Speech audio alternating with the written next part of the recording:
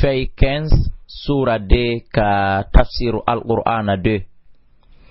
Allah dali waqtuluhum warebe haythu saqiftumuhum nokku kala ka tawdombe wa akhrijuhum yaltinebe min haythu akhrajukum nokku kala ka be yaltini o sabu ande wal fitnatu ko fitna on ashaddu buri sattude problem min al-qatl di warngongo wala tuqatiluhum koni tun wata on warube indal masjidil harami nokku ka julirde Allah teddunde hatta yuqatilukum habe haba on fihi e mayre fa in qatalukum sibi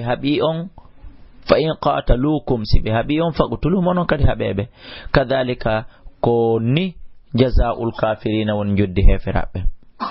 fa in tahawsi be haditike fa inna Allah ray Allah kadi ghafurun ko yafotodo rahimun ko yurmetedo wa qatiluhum habebe hatta la takuna fitna hara fitna wo wonata ko shirku woni ko fanda e fitna on wa yakuna dinu dinakan latano lillahi Allah fa in tahawsi be haditike fala udwana jaggitere ala illa ala zalimina siona e jungo yimbe toñobe ash-shahrul haram libbi Allah hormante jidin ko habirte bishahril harami ko sabu libbi Allah hormante jidin habama e mu wal hurumatu libbi hurum din qisasun ko yottetedi e mudum wona dabbitetedi faman itada kala jaggutudo alaykum e do modon onon julbe ben fa'atadu onon kadi jaggite alayhi e do makko bi mithli ma tada alaykum embere ko jaggiti kon e hore mo wattaqullahu lon Allah wa'lamu andon anna Allaha no Allah ma'al muttaqin himo wonde hulobe mo ben wa anfiqu kon yo itte sadaka fi sabilillahi fi bantugol lawol Allah ngol wotta on wuddu wala tulqu wotta on fero bi aydikum juude mon den ila tahlukati faade halkare eno jeya e mudum wuddugol wa ahsinu mo'ine inna Allaha no Allah yuhibbul muhsinin himo yidi mo'inobe wa atimul hajja timminire hajjungu wal umrata umra on lillahi fi Allah wa nafi yingo wa in uhsirtum si on sakama on hebal fere hewtoygol famastaysara haray wade kala ko ne wani on minal hadi imorde nel dari wala tahliqu wa ta'um fimburu usakum ko e monden hatta yablughal hadiyu hanel dari nden hewta mahillahu enokku bayri dum woni ka Kaaba faman kana kala lati do minkum e modon maridan ko nawnudo aw bihi mano e makko adan ella min ra'sihi imorde ka hore makko fa fidiyatun yo sottor min siyamin imorde korka aw sadaqatin madun sadaka aw nusukin madun kirse fa idha amintum staynun on holike on hewtoyi faman tamatta kala wadudo mutwa kala waddo tamattu afwan namuto ade kala waddo tamattu bil umrati sabu umra on ila al hajji fa ade hajju famastaysara haray odo kadi wadu kala ko ne wanimo min al hadi immorde nel dare faman lam yajid kala mo hebali nel dari fasiyamu yuhuru thalathati ayamin ballatati fil hajji ka hajjuton wa sab'atin e balde jeedi de idha raja'atum si urrutike tilka wadugol dum do 10 kamilatun ko balde sappo timmude dhalika ko wadi dum dhalika dum do non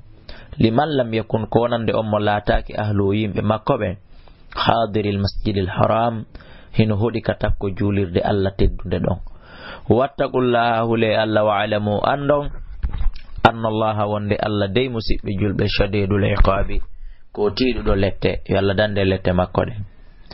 al hajju hajjungun ashhurun ko lebbi ma'lumatun andadi ko sabbordu don ko juldandu e sabbordu donkin e balde sappo arane den ka donkin faman farada kala fardu do fihinna e der dido al hajji hajjungon fala rafatha wadugol kala golle bonde kongudi nyiddudi ala wala fusuka wana wadugol fasigi yagal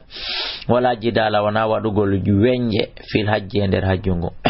wama taf'alu andetun kala ko golludon min khairin immorde ko moƴƴi ya'lamuhu Allahu Allah hino andi dum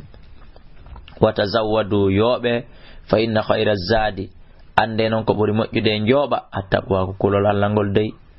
wattaquni hulelan ya ulil albab kono yo jomirabe haqqillaji laysa alaykum wanal hino fawi on non junahun bakkatu an tabitakhunde dabbaton fadlan bural min rabbikum imurde ka jomi mon fa idha afattum si on gayni min arafatin imurde arafaji din fadhkurullah jante inde Allah nden indal mash'aril harami nokku kamandeji Allah teddudi wadhkuruhu janto do inde makko nden moƴƴa kama hadakum wano fewniri on non wa in kuntum hadi on latinoke min qablihi ko adi nelegol ne laado ko adi jippagol alqur'ana lamina dallin hari ko jeyabe majjube thumma afidu refti jumpon yahon min haythu afada an-nas none no yimbe ben kadi woni jumpirde non aya hin mari sababun nuzul wastaghfirullah insino don kala inna allaha no allah ghafurun ko yafotodo rahimun ko yurmetedo fa idha qadaytum si on gayni manasikakum dewe hajjumon den fadhkurullah rajante inde Allah nen ka dhikrikum abaakum wano jantorton inde babirabe modon ben